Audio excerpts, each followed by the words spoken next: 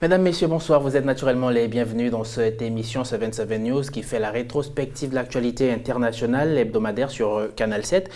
Un sommaire exceptionnel pour ce numéro spécial consacré au Nigeria qui vient d'abriter des élections générales dont les résultats ont été publiés il y a quelques jours.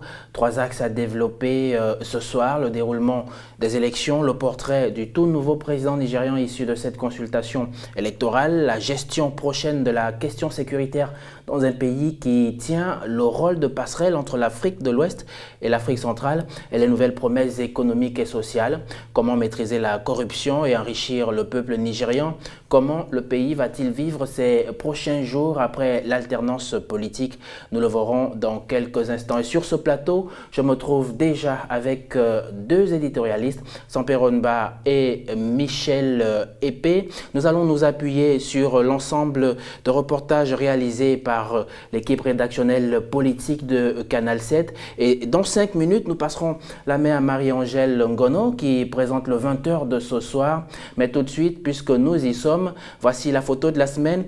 Michel Épée, bonsoir. Samperonba, bonsoir et bienvenue sur ce plateau. La photo de la semaine qui a été tirée de cet événement qui s'est déroulé il y a quelques jours aussi au Kenya, où les Shebabs, une fois encore, ont frappé une université, faisant plusieurs dizaines de morts. On parle aujourd'hui d'à peu près 147 à 150 morts, Samperonba. Oui, on parle très précisément de 148 morts. Il s'agit entre autres des étudiants de cette université, qui est une université publique et qui avait en son sein en tout cas des musulmans, des chrétiens, des personnes originaires du sud comme du nord du pays. C'était vraiment une université melting pot. Et depuis plusieurs semaines, effectivement, il y avait des suspicions et l'université avait demandé à l'État, au gouvernement, de renforcer la sécurité, ce qui n'a pas été fait. Et voilà, c'était un drame qui fait qu'aujourd'hui, plusieurs étudiants ont décidé de ne pas repartir au campus parce que simplement, les Somaliens, du moins les Shebabs somaliens, ont dit très clairement qu'ils allaient accentuer leurs actes terroristes sur le sol kényan et donc ils pourraient très clairement revenir dans cette université comme aller dans d'autres universités du pays. Alors, nous allons parler tout à l'heure de la question Boko Haram, Michel Épée. On se rend compte que les sociétés modernes font face à une violence aveugle et à un ennemi invisible, donc le terrorisme qui frappe un peu partout sur le continent africain, mais aussi un peu partout dans le monde. Pour ce qui est du cas spécifique du Kenya, les Shebabs, finalement, que revendiquent-ils? Je voulais d'abord, au-delà des faits, souligner tout cet arsenal qui est mis en place pour que la violence aveugle puisse toujours frapper les imaginaires et interpeller par rapport à des causes parfois que nous tentons de comprendre sans les appréhender comme nous le souhaitons. Alors pour ceux qui ont de la revendication, première chose, ils ont demandé au gouvernement kenyan de s'occuper de ces affaires. C'est-à-dire que les troupes qui ont été envoyées en renfort par rapport au nouvel État somalien, qu'elles soient rapatriées manu militari sur Nairobi. La deuxième chose, c'est qu'ils veulent peu pro l'instauration d'un État islamiste, un peu comme Boko Haram et tous les djihadismes du monde entier. Al-Qaïda et tout le reste. Alors, Samperonba, y a-t-il une solution à cet état de fait? On a l'impression que le monde entier est en train de gangréner. Mais, vous savez que les Shebabs ont fait allégeance au groupe de Al-Qaïda. Et bon, c'est dire que le djihadisme s'est installé très clairement, autant au Proche-Orient qu'en Afrique, qu'en Europe. Est-ce qu'il y a une solution? Quand les Shebabs menacent le Kenya en disant que nous n'avons pas besoin que vous veniez en Somalie pour nous combattre, je crois très clairement que c'est mal connaître finalement la détermination, c'est mal comprendre la détermination de la communauté internationale, que ce soit le Kenya, que ce soit tous les pays aujourd'hui qui sont voisins des pays attaqués très directement par les groupes djihadistes. Aujourd'hui, la communauté internationale s'est engagée très clairement contre le djihadisme. Vous avez le cas du Nigeria que nous allons traiter tout à l'heure, mais le Cameroun, le Tchad, qui sont des pays voisins et qui sont susceptibles d'être frappés donc, par Boko Haram, se sont engagés très clairement contre tout cela. Aujourd'hui, la vraie question, c'est quels sont les moyens que les pays puissants comme les États-Unis, la France, l'Angleterre vont mettre à la disposition des pays plus fragiles comme le Kenya, la Somalie ou le Nigeria pour combattre ces groupes djihadistes, quand on sait que une fois ces pays africains frappés, c'est des intérêts européens également qui peuvent être frappés. Et s'ils ont passé l'Afrique, ils peuvent très bien arriver en Europe et aux États-Unis. Donc c'est une question qui intéresse tout le monde, toute la communauté internationale. Et il faut très clairement s'engager unanimement contre cette cascade de violence qui frappe tous les pays. Alors Michel Épée, là se pose le problème de l'Afrique qui gagne. Comment l'Afrique peut-elle gagner ce combat alors que du point de vue matériel et peut-être financier, elle est un tout petit peu courte? Écoutez, nous avons déjà évoqué cette question par rapport à ce qui est arrivé à Charlie Hebdo, en essayant de démontrer que face à ces nouvelles menaces, la plupart des États, notamment africains, qui ont plutôt structuré des armées pour des batailles conventionnelles, n'étaient pas du tout préparés à faire face à ce type de problématique.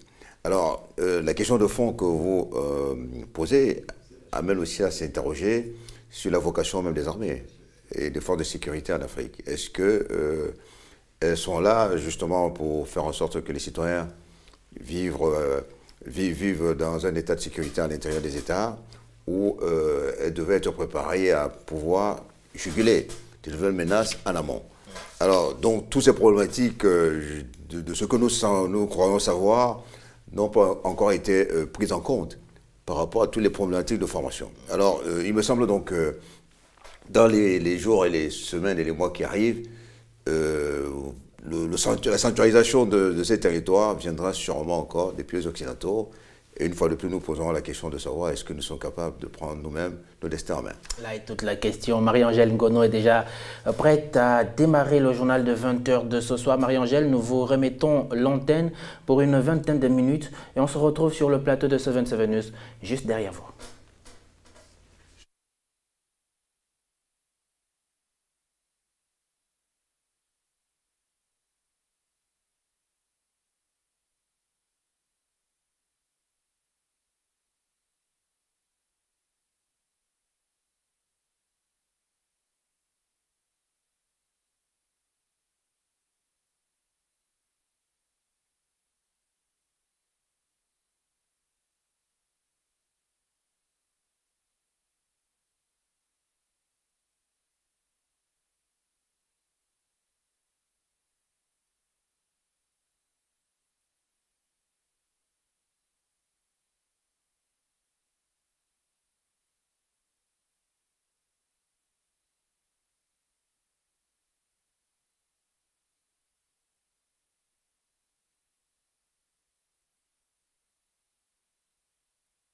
Merci Marie-Angèle, retour sur ce plateau où je me trouve encore avec Michel Épée et Sampero Dmba, éditorialiste de la rédaction de Canal 7.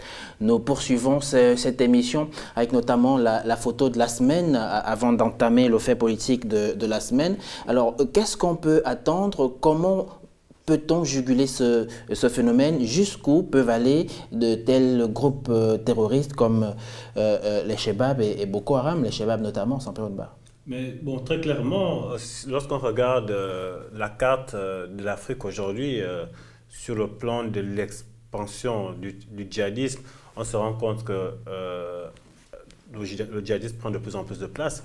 Le Nigeria, qui était concerné par la question de Boko Haram, n'est plus seul. Il y a le Cameroun, il y a le Tchad, la Centrafrique, peut-être bientôt, le Niger également. Aujourd'hui, il faut que les Africains mettent très clairement en place une stratégie de lutte contre le djihadisme. On ne peut pas dire aujourd'hui que ces questions sont des questions purement nationales. Ce n'est pas une question qui concerne seulement la Somalie, puisque le Kenya est allé à la rescousse de la Somalie, en sachant que les Chebas pouvaient très bien se déplacer de la Somalie vers le Kenya. Donc, il faut absolument que les Africains, comme l'ont déjà fait les présidents de la CIAC, de la CEMAC, il faut absolument que les Africains, les chefs d'État africains, s'asseyent pour mettre en place une stratégie de lutte transnationale, du moins panafricaine, pour mettre un terme au djihadisme. Et là, quand je parle d'Africains, je ne parle pas seulement de l'Afrique subsaharienne, je parle aussi de l'Afrique du Nord, qui est très clairement frappée aussi par le djihadisme, l'État islamique, etc. Alors, est-ce que ce type d'organisation dans lesquelles se trouvent les États africains pour lutter contre ce type d'attaque ont la peau dure, parce qu'on sait qu'il y a souvent un problème d'ego qui aura le commandement des troupes, dans quel pays va s'installer le quartier général des troupes. On le voit déjà au Nigeria, entre le Tchad, le Nigeria et le Niger. Aujourd'hui, on a bien vu Idriss Déby critiquer ouvertement son homologue du Nigeria, tout simplement parce qu'il y avait déjà des frictions au niveau de la gestion des troupes coalisées. Est-ce que ce genre d'organisation est capable de vivre, de survivre sur le continent africain? Donc je ne voulais pas anticiper sur le débat que nous aurons tout au long de cette émission sur le Nigeria, mais il faut se rappeler de l'Okobok. C'est-à-dire que du temps de l'Olusegun Obasanjo, l'armée nigériane constitue à elle seule 60% des troupes de l'Afrique de l'Ouest. Et toutes les guerres civiles qui ont eu lieu pendant la décennie 2010, c'est l'armée nigériane qui a constitué le fer de lance. Alors donc, moi, je crois, et tous les spécialistes avec moi, nous appelons de nos voeux la reconstitution et la renaissance du Nigeria, pas simplement dans le leadership politique et économique, mais aussi par rapport à tout ce qu'elle peut avoir comme arsenal de défense. C'est pour ça qu'il y a la Somalie, puisque nous sommes encore en Somalie. Alors, pour revenir donc à la Somalie, donc le principe de la mutualisation des forces, comme l'a si bien relevé Samparonba, je pense qu'il est entériné par tous. Alors vous avez évoqué la question des égaux. Il me semble donc que l'Union africaine peut jouer un rôle important. C'est à elle d'organiser un peu la légitimation déjà de cette force qui devait naître. La deuxième chose, c'est à elle d'attribuer par rapport aux forces en présence des contingents répartis par pays pour que les choses puissent se faire. La deuxième chose, c'est que il y a un certain nombre d'officiers supérieurs en Afrique qui ont fait la démonstration de leurs compétences par rapport à ce type de situation.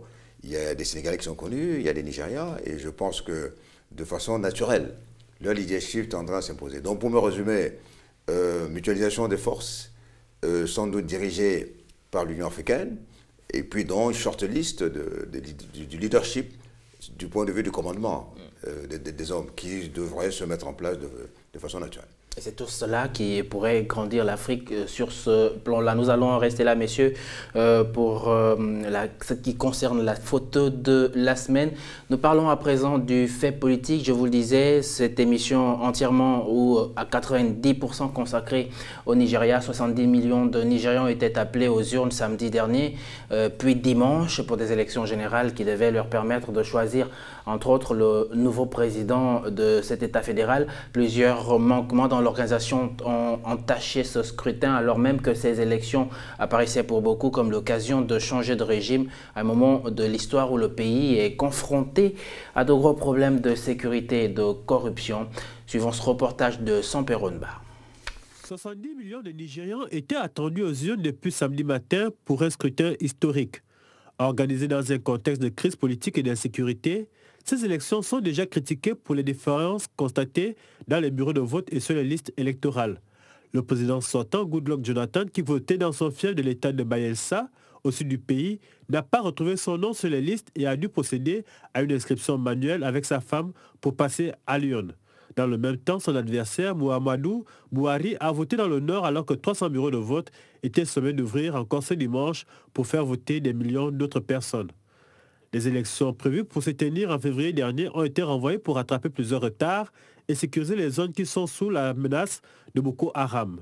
Mais après une première journée de vote difficile, le temps était plutôt à la suspicion avec des informations faisant état de fraude massive. Il s'agit des élections générales les plus serrées de l'histoire du Nigeria depuis le retour à la démocratie en 1999. Très clairement, ce sont deux mondes qui s'opposent, un candidat chrétien du Sud et civil qui est considéré comme un chef d'État faible et un candidat musulman du Nord et militaire qui est présenté par l'élite comme le seul capable de ramener la sécurité au pays. Le dépouillement a débuté malgré tout dans la nuit de samedi. Lundi, les premières tendances devraient être connues. Samparonba, le dépouillement a donné vainqueur Muhammadu Buhari, ancien général à la retraite, ancien chef d'État nigérian qui est arrivé par un coup d'État et qui a été destitué un peu plus tard, 2 années plus tard, eh bien, il revient sur le devant de la scène en briguant ce poste de façon démocratique. Et lorsque vous faisiez ce reportage, on en était encore au 2e jour du scrutin, c'est-à-dire que dimanche, ce qui n'avait pas pu être fait samedi a été fait dimanche pour certains électeurs qui avaient rencontré le problème de la gestion de la biométrie, un problème qui s'est posé avec acuité sur toute l'étendue du territoire nigérian. Eh bien, Mamadou Bouhari a donc été élu puisque son challenger principal a anticipé ses félicitations. Aujourd'hui, il est le nouveau président du Nigeria. On voit bien que c'est un fait politique important vu qu'au bout de la course, il y a une alternance politique qui s'est opérée, toute chose qui n'est pas courante sur le continent africain. Comment analysez-vous donc, premièrement, ces félicitations du président sortant à l'endroit du nouveau président nigérian? Alors très clairement, cette alternance politique est une victoire pour le Nigeria.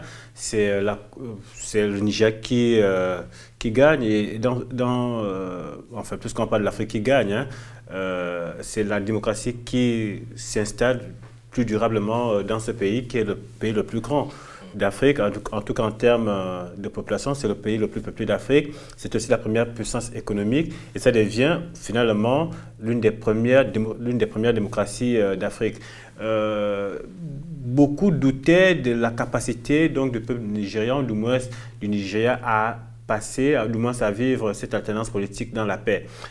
Avec tous les événements qui ont précédé les élections, vous savez qu'à un moment donné, la secte Boko Haram a posé un certain nombre d'actes terroristes qui ont donné l'impression d'une négligence par le gouvernement nigérian.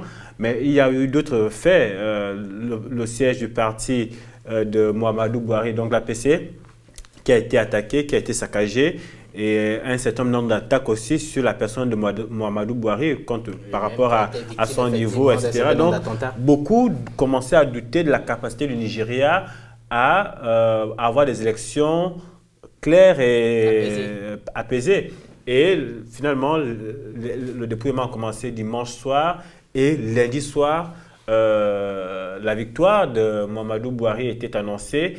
Et à ce moment-là, tout le monde s'est dit, ça y est, le Nigeria l'a fait, parce qu'effectivement, il y avait la peur que Boko Haram intervienne dans le processus, et donc qu'il y ait un engrenage. Et de l'autre côté, on avait peur que Goodluck Jonathan, soutenu par un certain nombre de personnes, refuse de céder la main. Finalement, tout s'est passé comme les Africains l'auraient souhaité, et c'est le Nigeria qui conforte sa place de première économie africaine, mais en même temps de première démocratie d'Afrique. Alors, Michel Épée, on a donc évité très soigneusement le scénario à l'Ivoirienne, où Laurent Gbagbo, qui se sentait vainqueur de cette élection, a donc refusé de passer la main à Alassane Dramane Ouattara, soutenu clairement par la France. On se rend donc compte que la démocratie dans les pays anglophones aujourd'hui reste la mieux enracinée, puisqu'effectivement le colonisateur ou l'ancien colonisateur se met très très loin du jeu politique et démocratique dans ses anciennes colonies, ce qui n'est pas le cas de la France. Et on l'a vu en Côte d'Ivoire récemment, où la France s'est impliquée clairement dans ce jeu politique en chassant Laurent Gbagbo du pouvoir, aidant cela par des rebelles qui sont venus de nulle part. Écoutez, je pense que les enjeux de cette élection nigériane étaient si grands que le pays était surveillé comme de l'air sur du feu. Et je me souviens quand nous en avons discuté, 24 ans après les élections, on a vu déjà les rodomontades diplomatiques de John Kerry qui demandaient qu'il n'y ait pas d'émission extra-électorale par rapport aux résultats qui allaient être donnés. Alors, je vais répondre par deux remarques. La première remarque, c'est que je vais vous citer un certain nombre de faits qu'a connu le Nigeria, qui nous amènent à désespérer de ce pays. Une guerre civile qui a duré pendant 3 ans, qui a fait 1 million de morts, 6 coups d'État, 28 ans de régime militaire. Ça, c'est le premier cycle du pays. En 90, donc, l'instauration d'un régime démocratique avec l'arrivée de Obasanjo. On se met à rêver de voir un jour l'alternance se faire. Surprise, le parti de Obasanjo, le PDP, va conserver le pouvoir pendant 15 ans. Alors, donc, dans les débats aussi que nous avons par rapport même à l'histoire démocratique depuis 90 du continent, on s'est rendu compte que les 3/4 des pays qui ont connu l'alternance sont les pays où le détenteur du pouvoir avait été dépossédé du processus électoral. Exactement. On l'a connu au Congo avec Sassou Nguesso on l'a connu au Bénin avec Nicolas Soglo, et que l'une des exceptions était le Sénégal, où vaille que va, les alternances se faisaient d'abord avec Wade, et puis par la suite avec Macky Sall. Alors, les pays où effectivement le détenteur du pouvoir acceptait la défaite après avoir gagné les élections était extrêmement rare. Et c'est la raison pour laquelle le fait que Goodluck Jonathan appelle son adversaire pour le féliciter, c'était déjà une victoire de la démocratie. Alors, s'agissant donc du prisme français qui a tendance à intervenir dans les pays du francophone, c'est-à-dire du précaré, je veux simplement dire que la culture démocratique n'a jamais été la même, dans le sens où la volonté des anglophones de voir les peuples disposer de leur destin a toujours été une évidence. Alors que le prisme français a toujours été de faire précéder les intérêts français avant sans doute le destin des pays, quitte à s'accommoder des rafistolages démocratiques. Alors pour terminer, je voulais simplement saluer ce que Samporo a dit.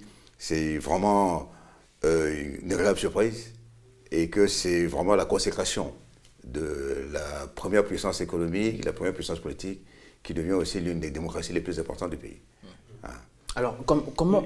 Oui, moi, je voudrais revenir sur le paternalisme français et l'éloignement de l'Angleterre par rapport à ses anciennes colonies. Mais moi, le constat personnel que je fais, c'est que les pays personnellement, je ne parlerai pas de l'influence française et de l'influence anglaise. Je parlerai aujourd'hui d'une réalité que nous vivons, celle des pays de l'Afrique de l'Ouest qui sont très clairement avancés par rapport aux pays de l'Afrique centrale, par exemple. Parce qu'en Afrique de l'Ouest, vous avez 14 ou 15 pays, mais parmi lesquels vous avez 8 à 9 pays qui ont connu des alternances politiques. Très clairement au Ghana, au Nigeria aujourd'hui, au Sénégal, au Mali, au Bénin. À chaque fois qu'il y a élection, on est presque sûr que l'alternance va se faire sans effusion de sang. Or, en Afrique centrale, on a envie de dire que les résultats sont pratiquement connus d'avance à chaque fois. Donc, il y a aussi une question de mentalité, c'est-à-dire qu'au-delà du paternalisme français au-delà du fait que la France a toujours besoin de veiller sur ses intérêts et que de l'autre côté, on a l'Angleterre qui s'est éloignée de ses colonies, il y a quand même une réalité qui est celle qui nous fait constater que les pays d'Afrique centrale, malheureusement, semblent refuser clairement la démocratie. Bon, c'est une réalité très claire qui nous donne l'impression que l'Afrique centrale refuse d'avancer par rapport à l'Afrique de l'Ouest. Est-ce qu'on peut enfin confirmer ce que vous dites par l'exemple du Congo, Brazzaville, où effectivement il y a eu cette alternance entre Pascal Lissouba et Denis Sassou Nguesso, et que ce dernier soit revenu au pouvoir par les armes? Est-ce qu'on peut confirmer cela, sachant bien que c'était les intérêts économiques qui étaient en jeu, les intérêts économiques de la France qui étaient en jeu à ce moment-là? Écoutez, il n'est secret pour personne que l'ancien ELF, aujourd'hui Total, a gouverné le Congo des années 60 aux années 92, lorsque l'alternance est faite. Et que Pascal Lissouba, justement, a été débarqué du pouvoir, parce qu'en sous-main de ce coup d'État, c'est la France qui, clairement, aujourd'hui, il est établi à aider Sassou Nguesso, qui avait donné des garanties que si jamais il arrivait au pouvoir, il allait remettre en place un peu tout ce qui avait précédé l'arrivée de Pascal Lissouba. Et je crois donc que le fait pour Pascal Lissouba d'avoir imposé le principe du partage de la production de façon équitable, lui a été extrêmement fatal. Alors donc, je vais donc dire, malgré l'inflexion de Samporo Nba, c'est vrai, effectivement, qu'il y a une espèce de momification du pouvoir dans ce pays, dans cette partie du monde, mais je pense aussi que c'est quand même le golfe de Guinée avec toutes ses richesses pétrolières et même de son sous-sol avec bauxite manganèse. Et il me semble que la France n'a aucun intérêt pour le moment à lever le pied. Et je le redis avec force, même si j'ai le sourire. Alors, le nouveau président nigérian, je l'ai relevé, était déjà président de ce pays il y a quelques années, arrivé à la tête du pays à la suite d'un coup d'État. Il a été lui-même déposé quelques années plus tard par le général Ibrahim Babangida. Il revient à la tête du pays aujourd'hui. Est-ce qu'il y a une raison de craindre? C'est vrai qu'aujourd'hui, il est vu comme le monsieur propre du Nigeria, mais quelqu'un qui a déjà revêtu un treillis et qui arrive au pouvoir, peut-il véritablement jouer le jeu démocratique? Mais, écoutez, Mohamed Bazoum arrive au pouvoir dans la droite lignée, bon, même si ce n'était pas des militaires, d'un certain nombre d'anciens barons des partis uniques des années 70-80, qui se sont convertis très vite à la nouvelle réalité internationale, qui effectivement qu'on ne peut plus gouverner par la force, la brutalité, le jeu des baïonnettes. Et donc il me semble, qu'en voyant à peu près ces déclarations pendant la campagne électorale, et compte tenu du rapport de force qui existe et de la volonté de la nouvelle génération de Nigérians, 70% de la population de ce pays a moins de 30 ans, et que c'est des jeunes gens qui aspirent à la liberté, qui aspirent à disposer d'eux-mêmes. Et que Mohamed Bazoum donc serait mal avisé d'utiliser les méthodes anachroniques qu'il a utilisées à l'époque où il était chef de l'État dans les années 80.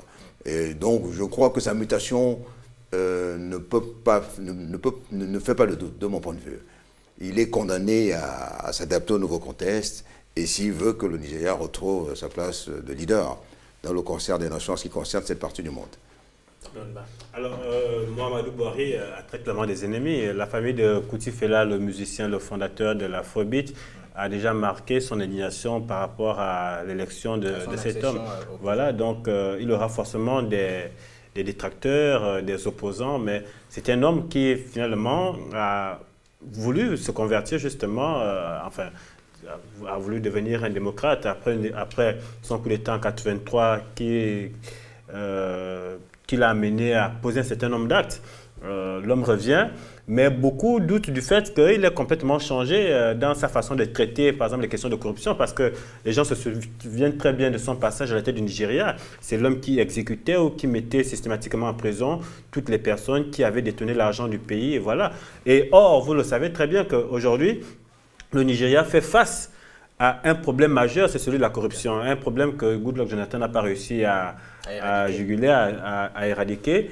Et voir Mahamadou Buhari au pouvoir, en même temps, fait craindre des arrestations, ça fait penser à des arrestations, ça fait penser, son arrestation fait penser à des pelotons, peut-être pas d'exécution, mais beaucoup de Nigérians sont sûrs qu'aujourd'hui, enfin avec Mahamadou Buhari, la question de la corruption va être résolue et très vite.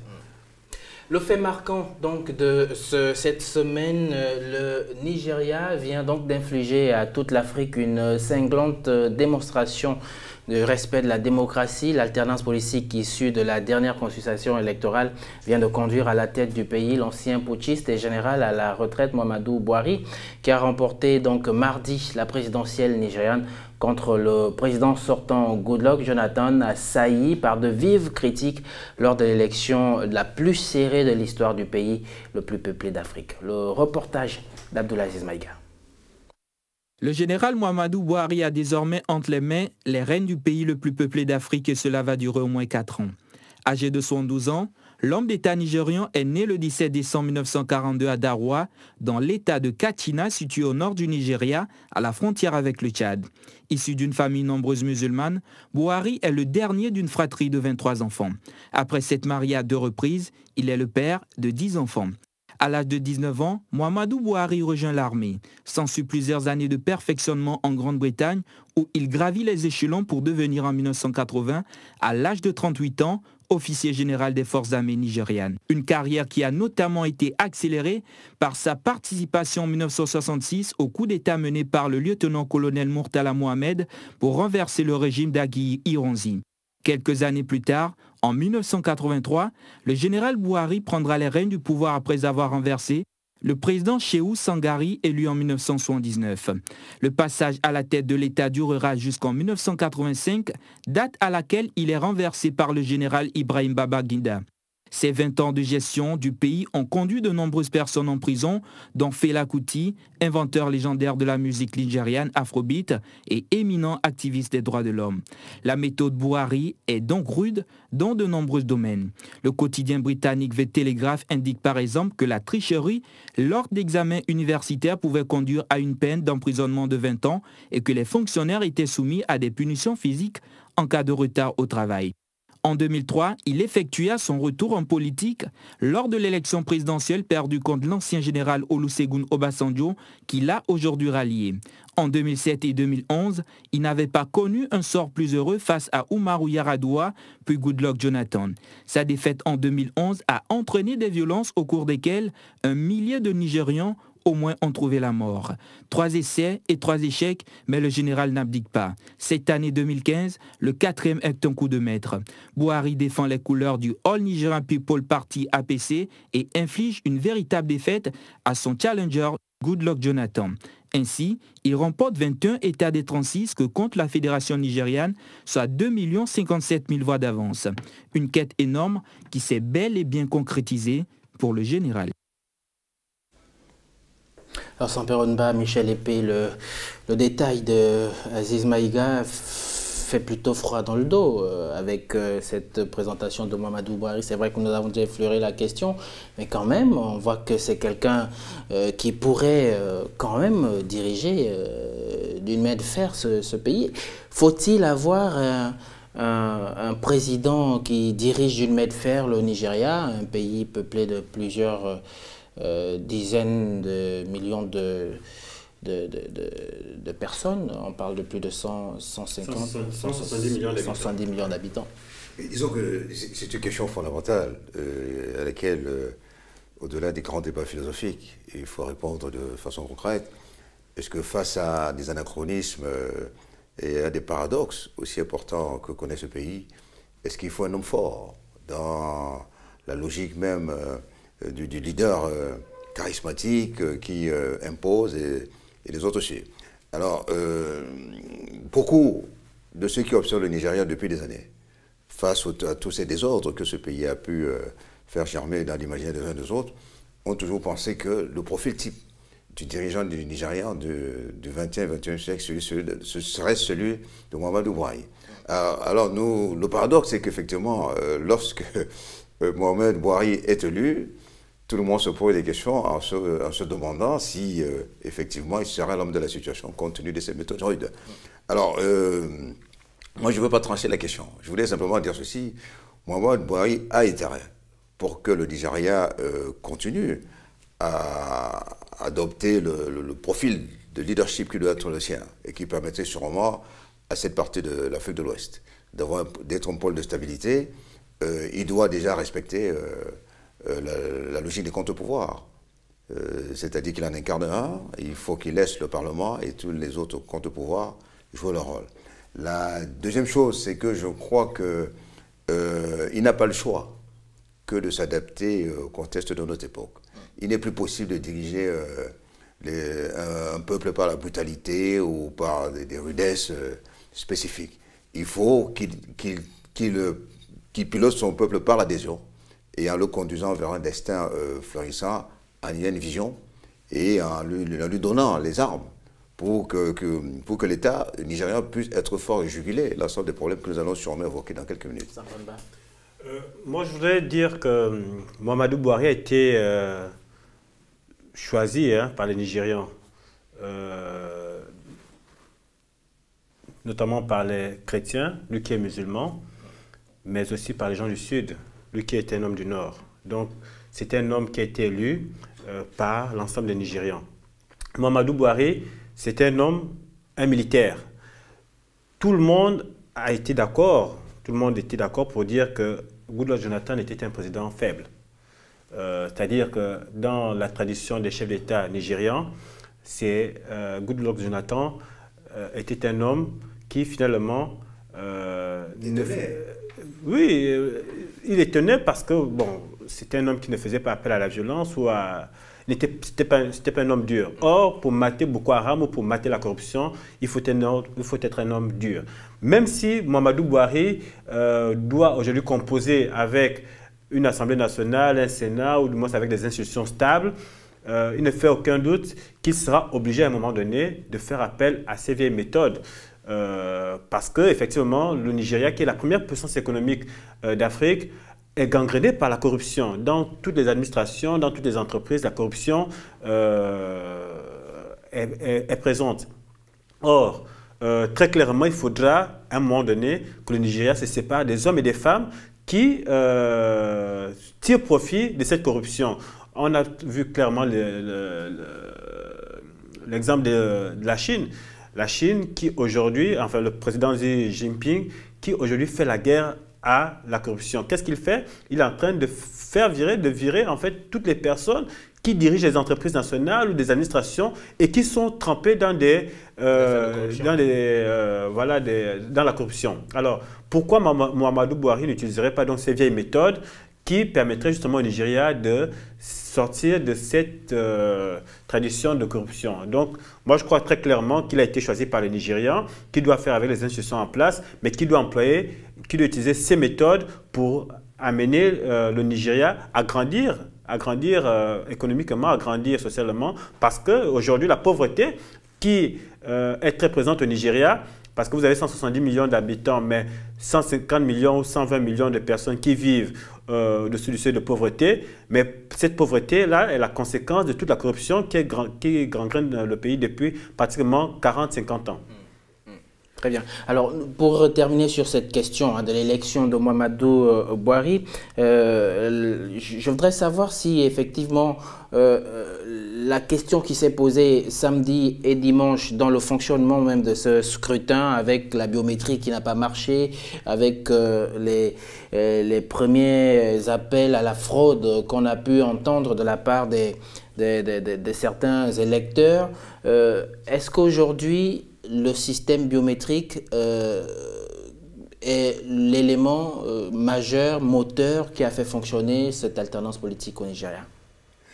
Il me semble que ça a joué un rôle déterminant, mais il me semble aussi que la marche de l'histoire par rapport à un président qui était désavoué par un certain nombre de faits, notamment l'état de faiblesse dans lequel il a mis l'État nigérian, que Samparoda va relever tout à l'heure. Et puis également le fait que son parti était au pouvoir depuis 15 ans, il y avait un fort désir d'alternance que les électeurs appelaient de leur vœu. Mais je crois que tous ces éléments conjugués, on peut permettre qu'il y ait cette alternance qui a survenu au Nigeria. La deuxième chose aussi, c'est que on ne peut pas, sans parole là aussi relever brillamment, en disant effectivement que même si Mohamed Buhari devra répondre à la question de comment concilier les libertés individuelles avec un État fort, et que l'électeur moyen et l'ensemble du Nigeria appelaient de ce vœu un président fort, mais quitte à lui maintenant de faire l'équilibre, en respectant le minimum de liberté et en dotant l'État de la puissance publique, oui, de tous ces éléments pour que puisse juguler un certain nombre de problèmes que nous avons évoqués tout à l'heure. Alors, depuis un certain temps, beaucoup de pays africains, notamment les pays francophones, pensent que la biométrie va régler le problème des élections frauduleuses, etc. Moi, je crois que c'est vrai que la biométrie peut contribuer à avoir des élections de plus en plus claires, voilà. Mais je pense que pour le cas du Nigeria, et ce sera le cas pour ma part, pour beaucoup de pays africains, notamment des pays d'Afrique centrale, ce qui va déterminer l'alternance politique, c'est la détermination des peuples. C'est-à-dire que lorsqu'un peuple est mécontent, et que le gouvernement en place tient à rester au régime, enfin que le régime en place tient à rester en place, il aura beau tricher, manipuler les résultats. Lorsque le peuple a décidé de changer de régime, les résultats sont forcément en faveur du parti ou du camp qui est appelé à diriger. Et effectivement, la biométrie peut aider à faire en sorte que ces résultats soient beaucoup plus clairs et beaucoup plus à la faveur donc, du peuple. Mais je ne pense pas, pour ma part, que la biométrie soit l'élément essentiel de base, le seul élément qui puisse permettre l'alternance politique. Il faut d'abord la volonté des peuples. Or, l'un des problèmes majeurs que je soulignais tout à l'heure, c'est que autant en Afrique de l'Ouest, on a appris à respecter la volonté des peuples, autant dans d'autres parties de l'Afrique, comme en Afrique centrale, on continue à penser que le peuple n'a pas son mot à dire dans les choix des régimes politiques. Alors, j'ai entendu un homme politique gabonais s'interroger ou d'ailleurs s'indigner du fait que l'on parle de démocratie uniquement quand il y a eu alternance politique. Il se demandait si, même s'il n'y a pas eu alternance politique après une consultation électorale, on ne pourrait pas parler de démocratie. Pourquoi martèle-t-on cette terminologie quand seulement il y a eu alternance politique comme au Nigeria ou non, mais c'est faire preuve de mauvaise foi, excusez-moi. Lorsqu'au Sénégal, Abdoulaye Wade a obtenu un second mandat, on a parlé du Sénégal qui s'enracinait dans la démocratie. Lorsque Umaru Yar'Adua, qui était du même parti que Olusegun Obasanjo, a succédé à Olusegun Obasanjo, on a parlé du Nigeria qui renforçait son état démocratique. Lorsque ailleurs, au Bénin ou au Ghana, des hommes de même parti, enfin les hommes succédaient à leurs prédécesseurs de même parti, on a parlé toujours de renforcement de la démocratie. Maintenant, lorsqu'on passe d'un parti à un autre, c'est beaucoup plus éloquent parce que là, on perçoit véritablement qu'un peuple avait soif de changement et que cette soif-là a été respectée, cette volonté de changer-là a été respectée. Donc, dire qu'on ne parle de démocratie que quand il y a changement de gouvernement, pour ma part, c'est faire preuve de mauvaise foi et c'est peut-être accepter ou du moins admettre qu'on est peut-être en train de... Enfin, je m'arrête là. Je pense en fait que les fondamentaux de la science politique consacrent l'alternance politique comme le fait majeur en matière démocratique. Ça veut dire que l'aboutissement d'un processus arrive à son pic, effectivement, quand d'autres partis ou d'autres formations peuvent proposer d'autres voies et que l'électeur décide de consacrer cette voie comme étant celle qui peut se servir d'alternative à celle qui a été opérée. Et il me semble donc que même dans l'histoire de ce mot démocratie, partout effectivement l'alternance s'est enracinée, comme en France en 1981, comme aux États-Unis, comme en Inde, avec les dernières élections par rapport à un parti majoritaire depuis 20 ans, ça a été la consécration de la démocratie. Donc je veux dire que cette tropicalisation que veulent faire certaines personnalités d'Afrique centrale par rapport à ces termes-là ne passera plus jamais la rampe. L'histoire est en marche. Les attentes socio-économiques et sécuritaires, Mouhamadou Bouhari, qui va donc troquer son treillis contre un 3 pièces démocratique, est désormais le nouveau président de cette République fédérale d'Afrique de l'Ouest. Géant économique, mais géant au pied d'argile, car miné par la corruption, la paupérisation, le chômage et l'insécurité. Un pays qu'il dirigera pendant les 4 prochaines années et dont il sera bien obligé de relever tous les défis qu'imposent ces fléaux. Que faut-il savoir de lui? Élément de réponse dans ce reportage. Le général et homme d'État nigérian Muhammadu Buhari est le vainqueur de l'élection présidentielle au Nigeria. Après 2 jours de suspense, l'annonce a été rendue publique tard dans la soirée de mardi au siège de la Commission nationale électorale indépendante. Selon elle, l'APC a recueilli près de 54% des voix face à son challenger, le PDP, qui a dû se contenter de près de 45% des voix, soit 2 057 000 voix d'avance.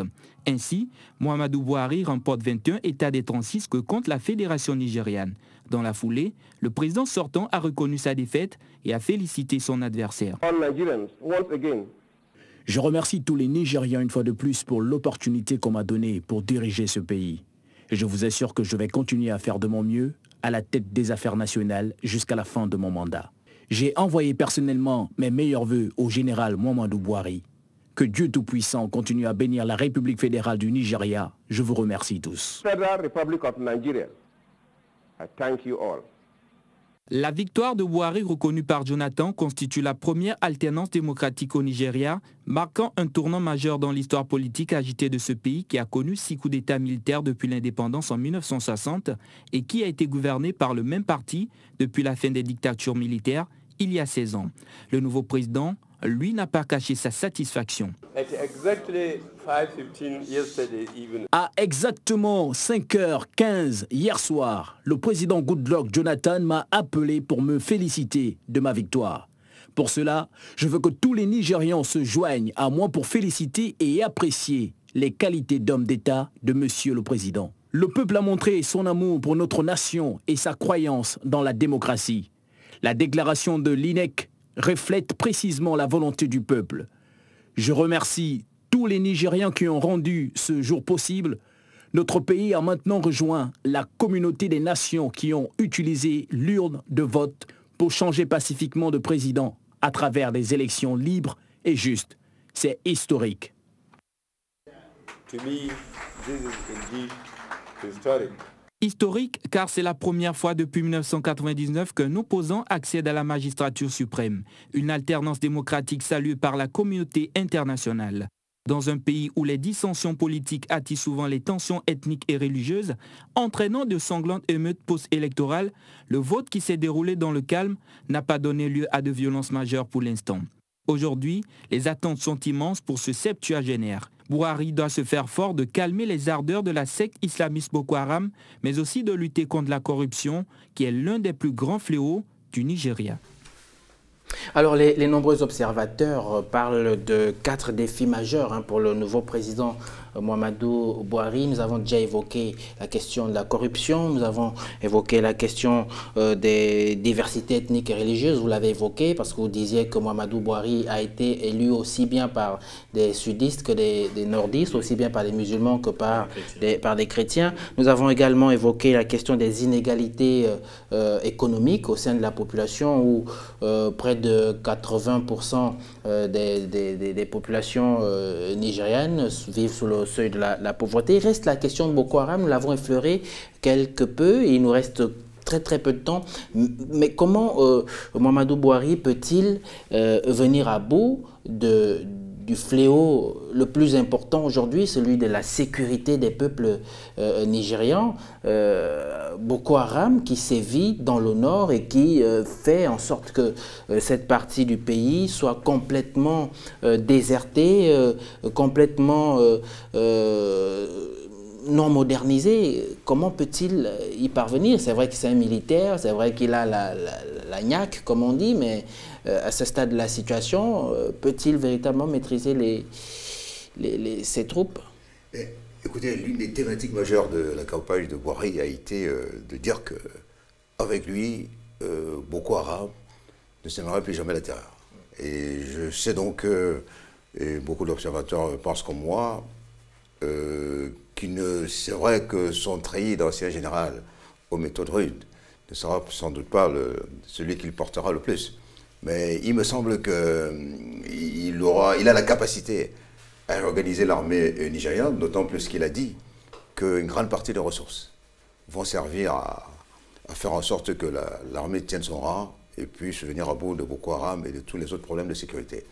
Alors la deuxième chose, c'est qu'il a fait la démonstration dans le passé, et peut-être avec des méthodes que nous reprouvons, qu'il était capable d'éradiquer la corruption. Et on sait que l'armée nigériane et tous ceux qui l'organisent, les généraux, est l'une des plus corrompues du monde. Et que les 3/4 des subsides de ce pays passaient entre les mains des corrupteurs et des corrompus. Et la troisième chose, il me semble, à avoir écouté un peu les diplomates américains, qui semble qu'il y a déjà un plan que soutiendrait Mohamed Buhari pour pouvoir éradiquer effectivement les menaces qu'a fait survenir Boko Haram durant près de 10 ans. Alors ce sont les pays d'Afrique centrale qui vont en pâtir parce que Boko Haram va davantage venir en Afrique centrale si le groupe islamiste est chassé du Nigeria. On sait que le Cameroun est la porte ouverte pour l'Afrique centrale pour que ce groupe djihadiste s'installe et fasse tranquillement, sème tranquillement sa terreur. Alors, Carnot, est-ce que Boko Haram vous fait peur? Vous avez peur que Boko Haram arrive au Gabon? Non. Je pense que Mahamadou Bouhari va épouser l'une des stratégies qui avait déjà été mise en place, celle de fédérer toutes les forces de la zone, c'est-à-dire le Nigeria, avec sa puissance, ses armes, ses hommes, va devoir travailler avec le Niger, le Tchad, le Cameroun pour mettre fin donc, aux exactions de Boko Haram. Ça, c'est très clairement la première stratégie et celle qui pourrait d'ailleurs être soutenue par les États-Unis, la France, l'Angleterre et toutes les puissances occidentales. Et donc, ce sera, je crois, la première chose. Hein. Il faudra que Mahamadou Bouhari, vis-à-vis d'Idriss Déby, de Paul Biya et de tous les autres, se comporte en chef de file, en général d'armée, même si aujourd'hui c'est un président démocratiquement élu, mais il devra se comporter en général d'armée parce que l'armée nigériane a quand même fait la démonstration dans le passé de sa puissance. Et c'est de cette démonstration dont on a besoin aujourd'hui. L'autre chose, c'est que Boko Haram a réussi à faire oublier au Nigeria qu'elle est devenue quand même la première puissance économique d'Afrique. Boko Haram a réussi à faire oublier au Nigeria que ces pays a su vivre pendant des décennies sans friction entre les ethnies, entre les religions, entre le nord et le sud. Et c'est quoi je disais dès le départ qu'il faut rappeler à toutes fins utiles que les chrétiens du sud ont voté massivement ces présidents musulmans parce qu'ils estiment que les Nigérians, les musulmans qui sont tués dans le nord, ce sont leurs frères. Et donc, il faut absolument mettre fin à cette barbarie humaine. Et Goodluck Jonathan, plutôt Mahamadou Bouhari, a très clairement le quitus de toute la population pour mettre en place la stratégie nécessaire qui fera en sorte que le Nigeria soit débarrassé d'Aboubacar Shekau et ses amis, mais également que le Nigeria puisse jouir finalement de ses revenus économiques, de sa stabilité. Et de mieux le redistribuer à toutes les populations. Michel Épée. Dernière chose avant de clôturer. Non, je disais en fait que ça pourrait l'anticiper vous-même, c'est que quelle est la jeunesse de Boko Haram?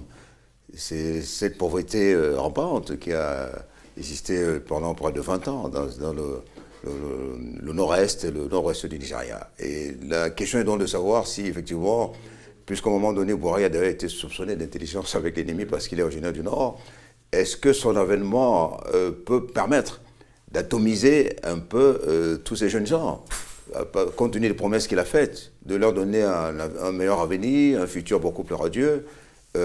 Il me semble donc que l'une des problématiques fondamentales que Mohamed Bouhari aura à atteindre, c'est de faire en sorte que le Nord puisse connaître un relatif développement. Mais la question est donc de savoir s'il le fera en 5-10 ans et pendant ce temps, qu'adviendra-t-il de Boko Haram? Alors, on va clôturer là. Juste une dernière question qui vous concerne parce que la semaine dernière, je vous posais la question de savoir qui pourrait remporter ces élections au Nigeria. Chacun d'entre vous était resté circonspect, quand bien même on disait que Goodluck Jonathan n'avait pas les faveurs des pronostics très clairement. Et c'est bien ce qui s'est passé. Goodluck Jonathan a été évincé. Pourrait-on dire aujourd'hui que Goodluck Jonathan sort par la plus petite porte? Carnot, très rapidement. Je pense que la semaine dernière, nous avons été similaires de façon subliminale. Tous ceux qui sont passés sur ce plateau, le Samporo, Barrière, la Baga et vous-même, pensions que l'homme de la situation était Mohamed Bouhari. Mais simplement, compte tenu de nos devoirs d'impartialité, on pouvait parler de façon claire. Et donc, il me semble donc c'est l'homme de la situation et que c'est à lui de se doter des moyens pour pouvoir faire en sorte que son pays sorte de l'ornière. Mahamadou Bouhari est un grand chef militaire, c'est aujourd'hui un grand démocrate, c'est une personne, ou du moins c'est un chef d'État sur lequel l'Afrique tout entière peut compter, notamment ceux qui aujourd'hui souffrent de Boko Haram. Il ne faudra donc pas lui accorder un état de grâce. Mahamadou Bouhari doit très rapidement monter au créneau et aller au front et aller au front contre la corruption, contre la pauvreté et contre l'insécurité au sein des frontières nigérianes. C'est la fin de cette émission. Merci Michel Épée, merci Sampé Ronba d'être venu discuter ce soir sur cette question cruciale de l'élection présidentielle au Nigeria. Toute l'équipe rédactionnelle se joint à moi pour vous dire merci. Nous allons remercier également l'équipe technique qui nous a permis de nous mettre en onde ce soir. On se retrouve la semaine prochaine dans le cadre d'un nouveau numéro de 77 News. Au revoir.